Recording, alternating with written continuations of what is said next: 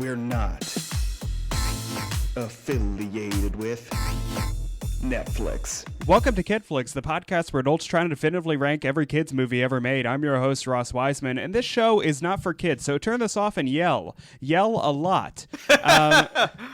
So my guests today, yes, I kind of fell off the bandwagon with episodes lately. I've been going through a time, but the time is over, and the time has come to discuss the not hit 2010 film Furry Vengeance with the crew from Channel KRT. Kit, Randy, and Tyler are all here.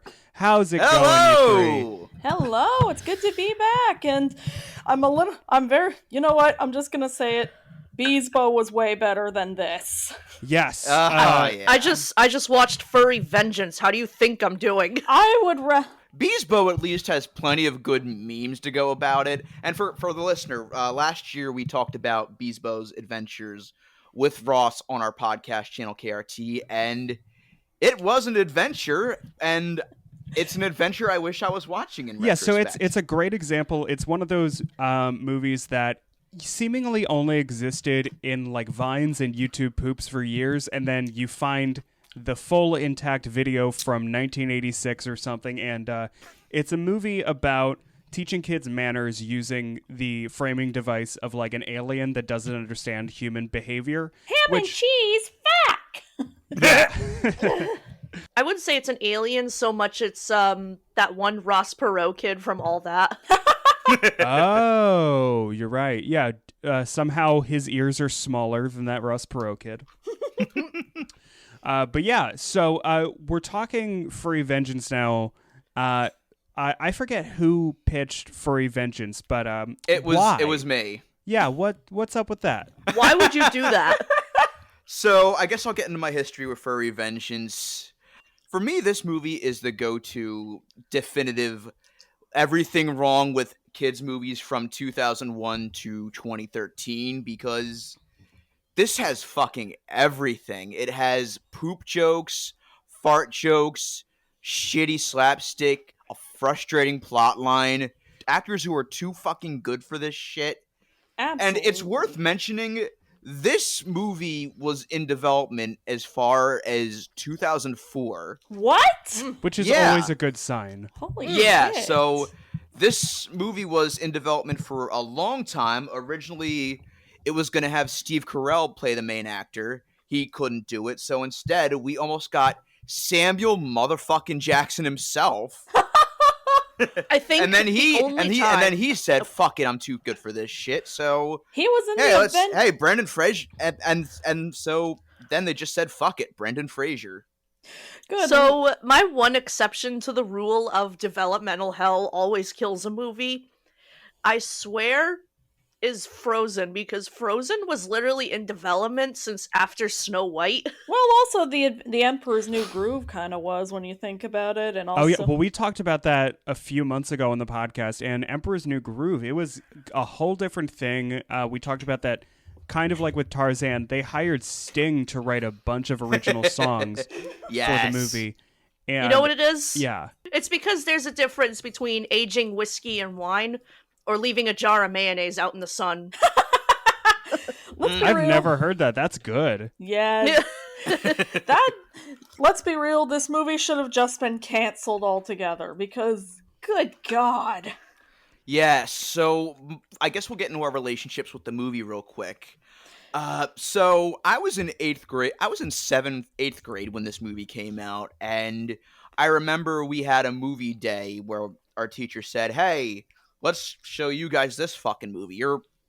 You're basically still kids, we guess." And even during a period of time where I was still watching the Disney Channel, and I still thought some of those shows were good. And even as a fucking 13-year-old who didn't know better, I thought this movie was complete dog shit. Yes. This coming from the same kid who a few years earlier thought Reanimated was one of the greatest fucking movies ever made. Oh, man. When I was 14, this movie came out, and even at the time, well, to be fair, I was starting to go into my I'm discovering reviewers phase. I'm discovering Spillcom and some other reviewers and some... edgy kind of stuff that's kind of edgy in hindsight. But anyway, I was starting to realize maybe movies can be bad, and this was the first time I looked at a trailer and said, oh, I can't wait to see reviewers rip this one apart.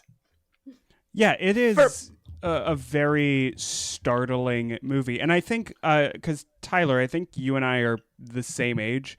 Yeah. And I have a similar memory to that of just seeing the trailer and being like, this definitely doesn't feel right. Like, because there's a point where you watch the trailer or start to watch the movie and you think, okay, this just like isn't for me as in terms of my age group or something. And then as it goes on, you're just like, just wild choices that the movie and the filmmakers are making where you're just like, they clearly lost faith in the material and whatever. Yes. And they're just throwing whatever at the wall. And it's just uncomfortable. I gotta say, and this is a little bit of a tangent here, but that's all what we do on podcasts. Well, yeah, that's fair. Yeah. But well, I really have to say that this movie, and I guess Hollywood in general, really put Brendan Fraser through the ringer in the later years of his career. God, yeah. Yeah, this is definitely a low point for him because this is 2010, and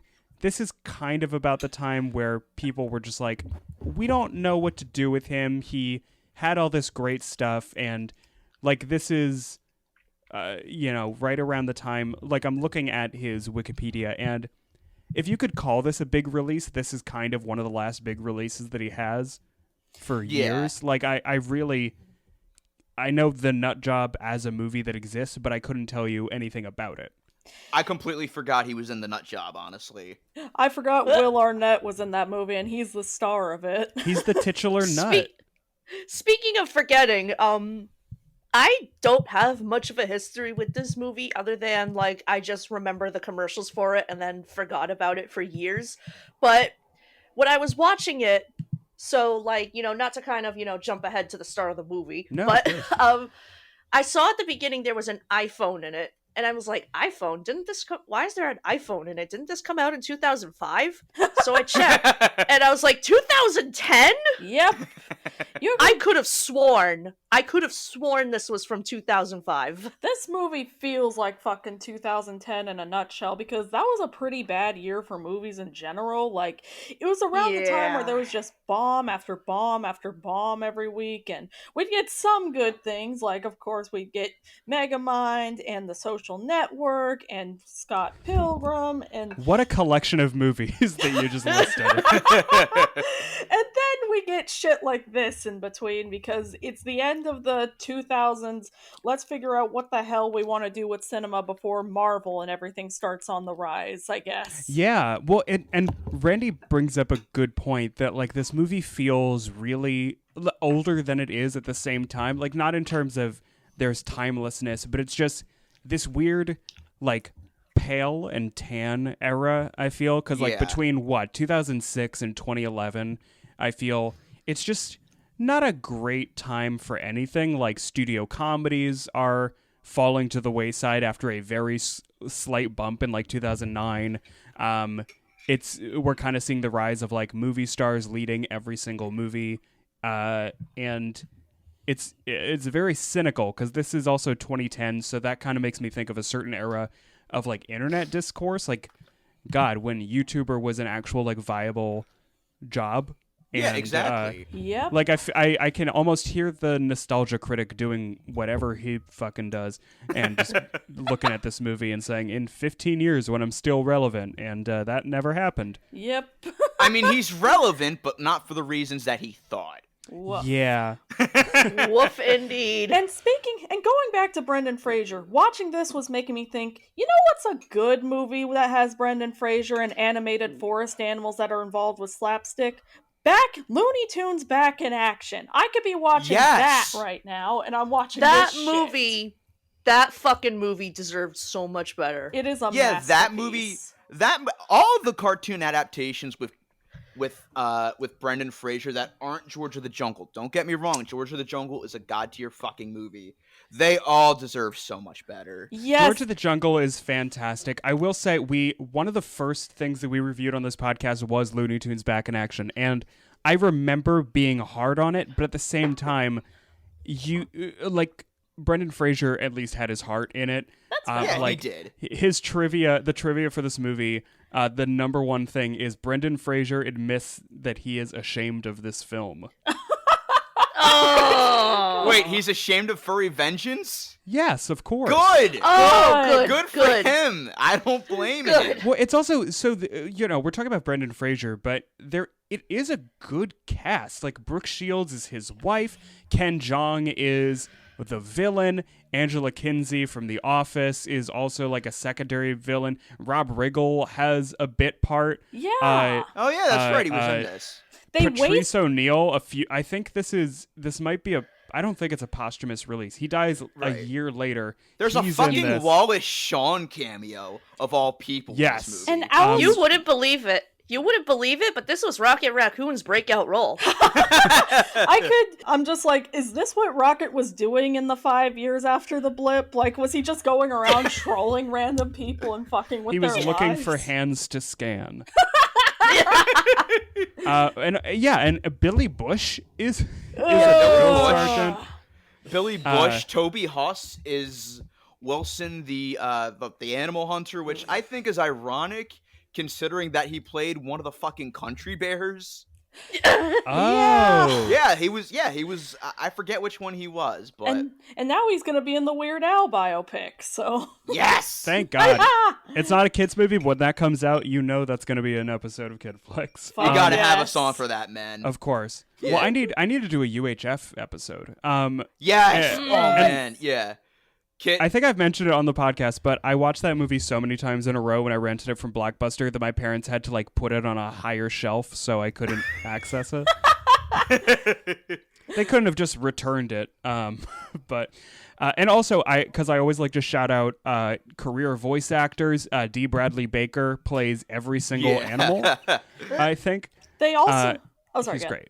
No, Yeah. that's it. Just he's not great. Frank Welker, but Also, this was the final role of Alice Drummond before her death in November 30th, 2016, and I'm just gonna say, wow, and I thought Robin Williams' final film being absolutely anything was a massive letdown. Oh my God, that's Aw. right. God, that piece of shit. But we're talking about this piece of shit. Yeah, we could talk about whatever piece of shit.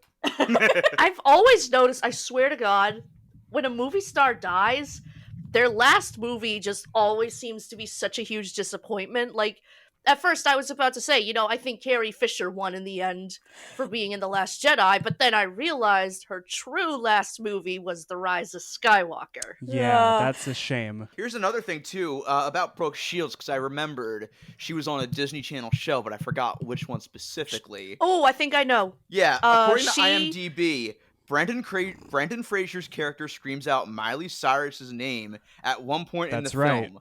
Brooke Shields, who plays his wife in the film, played Miley Cyrus's mom on Hannah Montana. That's right. Holy shit. Yep, that's what I was gonna say. She was Miley Stewart's dead mom. Which, by the way, when it came to that joke, did they accidentally predict Wrecking Ball because it's a giant ball of rock rolling Oh. towards him when he Oh says my Miley Cyrus?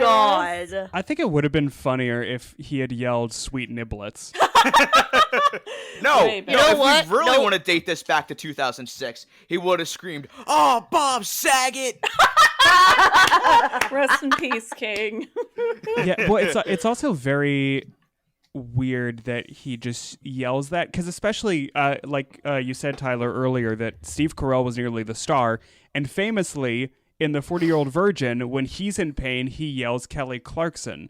So this is a low point for comedy where.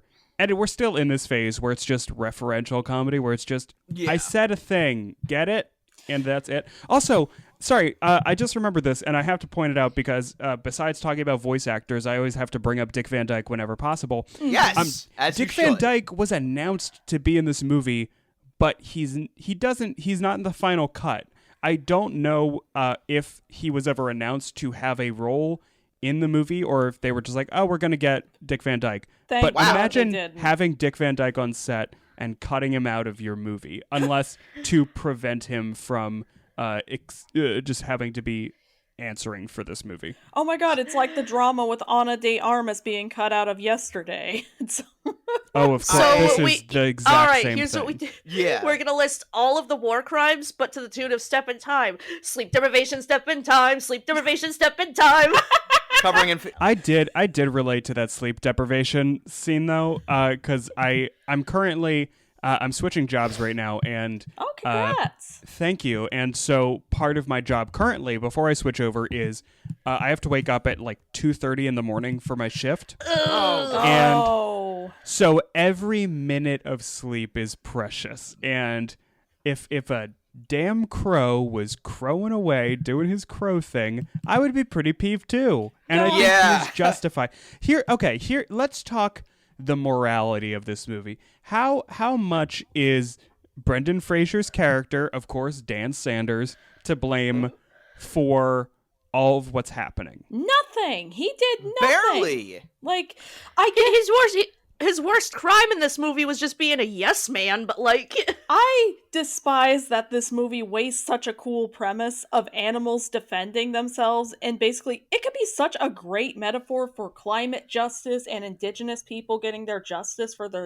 getting their land back, and instead it's wasted on this horrid ass thing that should have been a 10-minute cartoon at most. Like, oh, the one time Indigenous Americans do get mentioned, it's like the most racist shit I've ever heard in my life. Like this shit that makes fucking Peter Pan look. Oh yeah, I mean it's Woof. this Culturally. comes out in 2010, and it's a very interesting thing that I think the four of us especially have noticed, being our age, that there really has only been fair representation of Native people for the past maybe 3 years. Like it's such a weird thing to see everybody be like, this was wrong, and we're like, yeah, it is. Randy, are you talking about the scene where Ken Jeong is like, oh, I have an idea, let's make the forest party Indian themed? oh. And then the lady starts like just doing all of these like fucking like stereotypes and shit. Like you guys ever saw the video of that math teacher doing the Sokotoa thing? That's and, like, what I was thinking of. wearing like a feather headdress Oh my and like God. dancing around mocking Native American people like in the year 2021. Yeah. That shit. That's what this shit was. I despise that this movie is making me root for a real estate guy that's planned. But, I mean, even though he wasn't that involved, it feels like this is propaganda of the sorts, and I don't know if it's for PETA or for someone who actually wants the environment destroyed. It's This just movie, shitty. this fucking movie is PETA's wet dream. Yep. Prove me wrong. I did not ever think I would ever say the words eco-fascist propaganda, but That's Here what we are. Is. This was the first. Listen, we are all very staunch animal rights activists, but this was the first movie where I actually thought to myself, you know what? I really want these humans to say, you know what? Animals are fucking horrible. They want us dead. Let's just fucking do away with them. Have it end like that episode of South Park where the rainforest is evil and they're like, it's a place called the rainforest that really sucks ass. sometimes it's okay to say that animals are assholes, because sometimes they are. Yeah, We're gonna I mean, put an this- apartment complex there. We're gonna put a Walmart here. And also, Dan Sanders, like, he gets so frustrated and angry at the animals, but, like, he doesn't really ever kill them. Like, he doesn't really No. try until the very end when he's like, he nearly kills the raccoon, and he's like, you know what? I'm not going to sink to this level. And then the raccoon immediately attacks him. And I'm like, come on, guys. it literally bites him on the dick. Tiniest bit of credit I can give this movie is they didn't give any of the animals obnoxious celebrity voices like Zookeeper or something. Yeah, but No, we do instead get they that gave them fucking all that- nightmare scene Yeah. with Oh all the my fucking God. shitty CGI animals dancing to fucking Le Freak by Chic. Wait, Which, that by wasn't the real? way, Which, by the way, how much money has Chic made on that song being in so many shitty kids movies? Oh man, he must be swimming in royalties, so good for him, I guess. And not even that.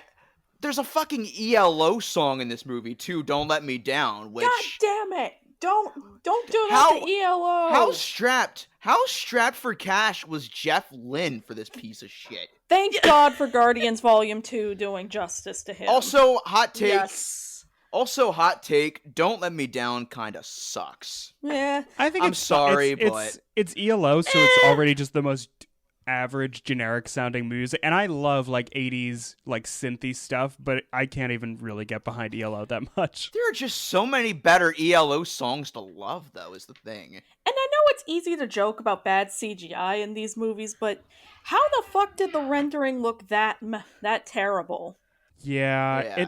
It's a thing that, like, the budget of this movie isn't huge. Like, it was $35 million, which that's relatively small, but also, like, it's 2010 and, like, Avatar came out the same year as this. And they must have, I think they lost faith in this movie so quickly after they started working on it that they're like, let's just bang it out. If it goes in theaters, we'll be happy. But Yeah. There are two put it on the types shelf. of CGI in this movie. Accentuating the animals' expressions with really bad, like, fucking Awful. eye bulging gags, or just horrible CGI animals that don't fit anywhere on screen. That bear on the poster looks fucking horrifying. Good lord. Yeah, there's a scene earlier on. There's a scene early on in the movie where the animals get together and it's like a whole group shot. None of these animals look like they're in the same fucking room. They all look like fucking PS2 graphics. Yep. Who wants a PS2 graphic? I feel like they literally just borrowed these animal models from those, like, Cabela's hunting games for the PS2. There were 3 laughs I got in this movie. 3. By the way, I will die on the hill that those Cabela hunting games are actually really good. Sorry, Kit. No worries, no worries. No, you're good. There were 3 jokes that made me laugh in this entire fucking movie. 3. One was the fucking Wii joke, just because it was so stupid. Number 2 was Alice Drummond going on and on about the pine cones with Brooke Shields. And number 3 Oh yeah, that was kind of funny. was the Dementia lady. It's a Beautiful Morning scene, but that was more of a satisfied laugh. Yes. Yes. There was just, I know it's not supposed to be a good thing, but the way this movie plays it off is that they subtly know that these animals are fucking horrible, and now that they're being caged and shipped away, like, I don't know. I feel like a horrible person for laughing at that, and we're probably gonna get canceled. But also, another sin that this movie had, so one of the things that I find joy in any movie is just throwing a cheap dummy across the room and switching to the regular actor. It's one of the best fits of comedy ever. The Muppets perfected it, and fucking Fresh Tell me Prince. how you can make a fucking dummy shot as soulless and unfunny as possible. Good Just lord. put it in fucking Furry Vengeance. For context, there's a scene where the animals tie Toby Huss's character up to the top of a car, and he flies off of it and flies into, like, a fucking trash can. But the dummy they use, I don't even think I can call it that, because it looks like it's just a fucking log with his clothes on it. They just push it into a trash can, and it looks so wrong and disjointed. It's the Sebastian puppet getting thrown in Little Mermaid's Island all over. It's just, how do you ruin a joke like that? How? It's the most easy, brainless form of comedy. You can't fuck it up. Just throw the thing, and our monkey brains laugh at it. Yeah. And they fucked it up. Just put some clothes on a potato sack, stick a basketball with a wig on it, and you're set, you know? Perfect. Also, you can tell this was also made in the early to mid 2000s because they have a dramatic chipmunk joke. Wait, I missed that. What the fuck? It was at the beginning. They do like the turn with the... I know it's like a prairie dog, actually, but you get it at this point. Yeah. So, do we want to talk about the plot, quote unquote? Which plot? Exactly. Yeah, I think I can summarize it in like 10 seconds. So, Brendan Fraser is asked to help develop this planned community and tear down these woods in the process, and the animals catch wind and they're like, no, because they had already kind of driven and killed the last real estate person, so they're like business as usual. It's basically the same. Literally, the it's movie same literally thing as starts Open Season and Over the Hedge. Like it is. For context, the movie literally starts off with, I believe this is the Rob Riggle bit, right? Yes. Yeah. So Rob Riggle plays this fucking over-the-top evil executive who literally screams at the top of his lungs, "I do what I please!" when he's driving around in his fucking car, and then the animals fucking drive him off a cliff, and he somehow survives it to say that he'll quit. And good lord. What is there to say about this movie? Just God. And there's also speaking of actors who deserve way better, Brooke Shields deserves so much better, especially after doing this movie, because apparently her nose actually got fucking smashed because of the meat face scene. Oh. Yeah, apparently. Yeah, hang on, let me pull up the Wikipedia page. Yeah, so for context for the listener, there's a scene where Dan Sanders slowly goes batshit, and he's putting up all these traps in his house in the front yard, and one of the traps, which is like a fucking meat cannon, goes loose and accidentally knocks Brooke Shields off the fucking patio. Yeah, and Which, not even gonna lie, it was kind of cathartic because her character kind of treats him like shit in this movie. Yeah, she keeps being like, "You're not. I won't say you're crazy," and then she's like, "You're crazy," and he goes, "You said you wouldn't call me crazy." He gets into 2 near fatal accidents in this movie, and she says, "Dan, I'm sorry. You need to go to therapy." Fuck you. Good God, Like, how does she? at least when we talked about Son of the Mask, Trailer Howard's character was more so a victim of the shenanigans going on around her. Anyone who has to pretend to be in love with Jamie Kennedy is a victim. Let's be real. Exactly. If you or a loved one has had to fall in love with Jamie Kennedy, you may be entitled to financial compensation. And just also, she did do a lot of shitty things in the movie, but also I felt bad for her because they just rope her into becoming the lead of the festival. So it's like, what the hell? And there's also this stupid fucking subplot that comes out of nowhere where his son, who, yeah, he has the same name as me, haha, falls in love with this girl, and she ropes him in by association, and she starts shit with him because she ropes him in with his father just by association. When again, the worst thing he's doing is being a yes man to all these fucking corporate assholes. Good lord. And it's like that, and they try to make you buy this stupid fucking romance, even though all they do is yell at each other throughout the thing, which is doubly uncomfortable given that the actor for the kid turned out to be a piece of shit in real life. Mm-hmm. Yeah. Good lord. Who's the actor? Matt Prokop. Sorry. Yeah. Yeah, Matt Prokop. Look that up on your own time. It's not nice and fun to read about, but yeah, he has not worked in almost 10 years as a result. Good. Oh, that must be bad then. Yep. Yeah. Yeah, he's a real piece of shit. He is a real piece of shit. He's like the Furry Vengeance of actors in Furry Vengeance. Also, they do a random Encino Man callback because they're showing a history of how the forest animals are protecting their home. I thought this was a decent bit. Yeah. It was, but it raises questions.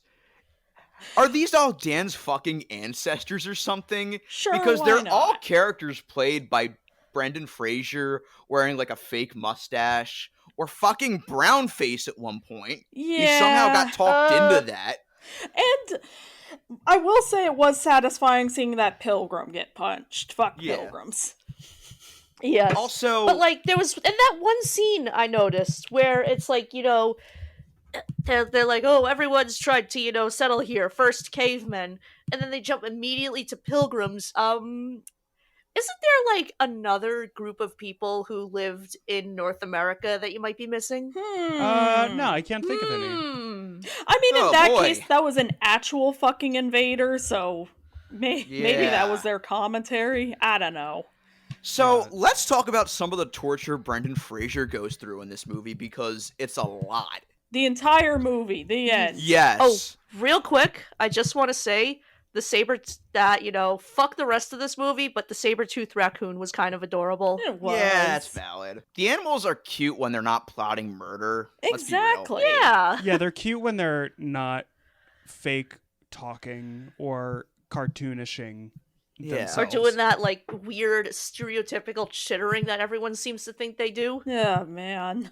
Yeah, so we talked about the scene where the crow keeps fucking with Brendan Fraser by knocking on the windows. And again, his wife somehow doesn't hear any of this. And it literally ends with the crow doing a fucking Nelson Muntz laugh. Because sure, why the fuck not?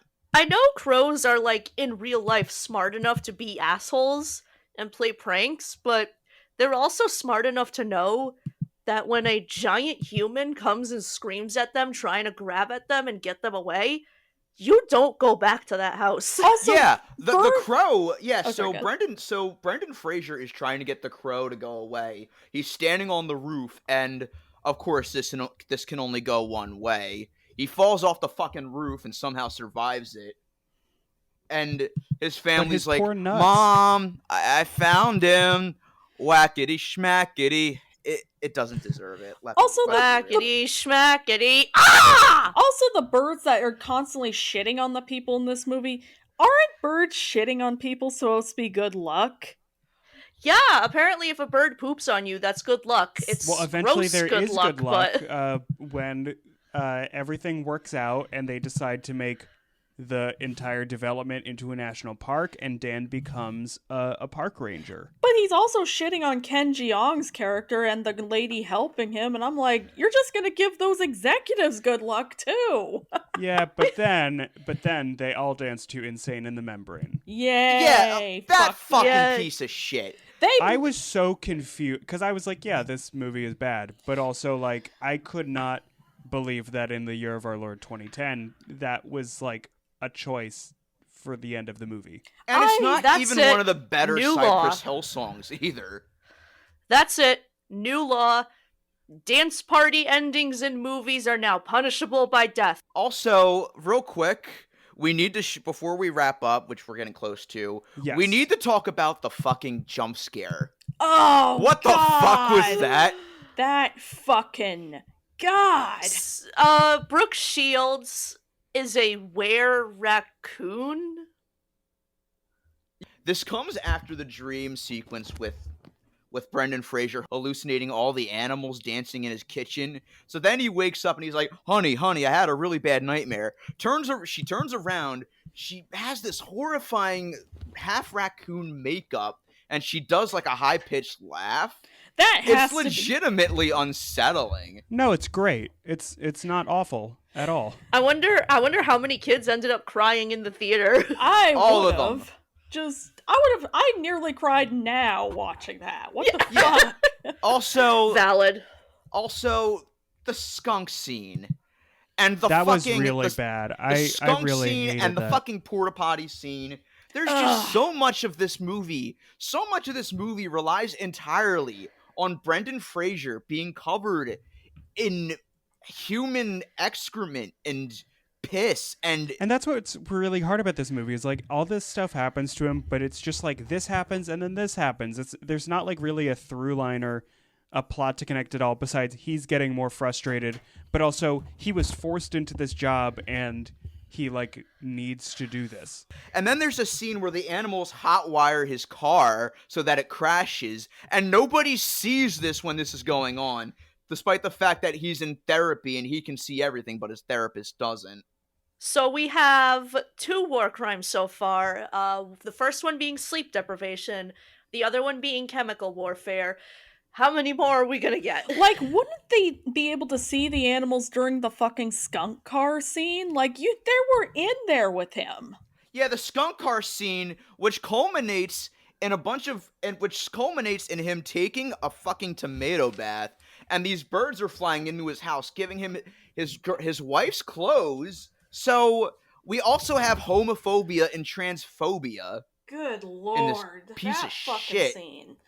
I do want those yum pants though. For the record, turns out tomato juice doesn't work if you get skunked. I want that Yum Yum Pants to become a Draw Your OC. That should be the only legacy this movie ever has. Also, Yes. my last note for this movie has in the scene where Brendan Fraser's getting chased by the emu. Have you guys noticed that there's a shot that looks strikingly like the crop duster scene from North by Northwest? Yep. Hell, This movie is North by It's like a Northwest parody is of a too good for this parody. fucking shit. That's the thing where like they'll just put that in a movie for no reason, and it's so divorced from any original meaning to it. it's both the North by Northwest scene to me, but also that scene from Family Guy that's been turned into a whatever you do, worst mistake of my life meme. With Yes. And also Marge and her mom from The Simpsons in the crop That's in right. the airplane episode. This is a cornfield, honey. I found out he wasn't a pilot. Also, this movie wastes Samantha Bee. Just, I don't know if I'd say this is worse than Son of the Mask, because Son of the Mask actually both fucked up a franchise and basically has just so much shit to it, but this is still pretty fucking bad. Yeah. Yeah. It's no good. I think we can get to the final rating here, Ross. Yeah. Let's do it. So I have a reveal. So I tried really hard. I could not watch this full movie. I don't blame you. So Nah, you're valid. I read the plot, I read fun facts, I watched all available clips, but because of this, I cannot in good conscience rate the movie. So I'm going to allow the three of you to give your ratings, and they will be the official ratings of this episode. Yay! Horrible. All right. So Tyler, what would you give Furry Vengeance on a scale of 0 to 5 today? I'm gonna give it. If I remember correctly, I gave Son of the Mask a 0.5, so I'm gonna give this a 0.6, just because it's almost as bad as Son of the Mask, but it's just so hard to sit through. Right. Good lord, who is this movie for? Just. I mean, with Son of the Mask, criminals. Of course, it's the bastardization of my comfort franchise, but again, this was an original concept that somehow lasted so many years in development hell, and we couldn't even get things like the fucking Guillermo del Toro movie out of the Guillermo del Toro Haunted Mansion movie out of Nope. development hell. There is no justice in this world. 0.6. Okay. Just, man. All right. What are you thinking, Kit? I'm gonna give it a 1 out of 5 because it is really fucking bad. It's mostly at the least forgettably bad. I'll give it that much, and I can't quite say that I'll be remembering it after this, but it was a painful sit. It reminded me that goddamn Brendan Fraser deserves so much better and how much Hollywood just treated him like shit for years. But now he has stuff like Doom Patrol and I forget that other thing he's doing with Upcoming Leonardo Scorsese movie. DiCaprio. Yeah, No Sudden Move. Just Oh, yeah. watch Looney Tunes back in action. Watch the Dudley Do-Right movie. That's actually a fun movie. And Yes. Yes. Most of all, watch George of the Jungle. Yes. That is the best movie he's There done, you bar go. none, in my opinion. Or if you want a good Looney movie. Tunes. Or if you back in action. Yes, or if you want a good movie with forest animals taking back their land, watch Over the Hedge. You get a sweet-ass Ben Folds soundtrack, Yes! too. Exactly. It's a fantastic soundtrack. Exactly. God, I fucking love Um, Ben Folds. And then finally, Randy, what would you rate the movie today? It's not even worth me giving like a negative. It's just a 0. That's A negative valid. require a negative rating would imply that, I'm giving it effort in how much I hate it, and it's not worth it. So just a Yeah. plain old goose egg. Yeah. So, crunching the numbers, the three of you are giving Furry Vengeance a score of 0.53 repeating, which is not the worst movie that we've reviewed. Funny enough, Son of the Mask is still the lowest rated movie Yes! that we've Deserves. discussed. Yes, Tyler, I am yay, victorious. Tyler wins. I am continuing to make history on this show. Yay! Fantastic. So, Furry Vengeance goes right in between the 90s animated TV series reboot and the atrocity of an animated film, Leo the Lion, about a vegetarian lion. That piece of shit. Yes. Oh, yeah. But, yeah, thank you, the three of you. This was a long time. We were coordinating a lot of different schedules, but Yes, thanks for coming on finally. Yeehaw! Yeah, tell the good people about Channel KRT. All right, so Channel KRT is a show that's pretty similar to this, actually. It's a show where we talk about obscure nostalgic media. We've talked about everything from, of course, Beast Boy's Adventures to fucking Veggie Tales quite recently, actually. You can find us on Twitter at channel_KRT, Channel KRT Podcast, all one word, on Instagram. We also have a Discord server and a Facebook group, which we have in our link tree, which you can find in all of our social media bios. You can find us.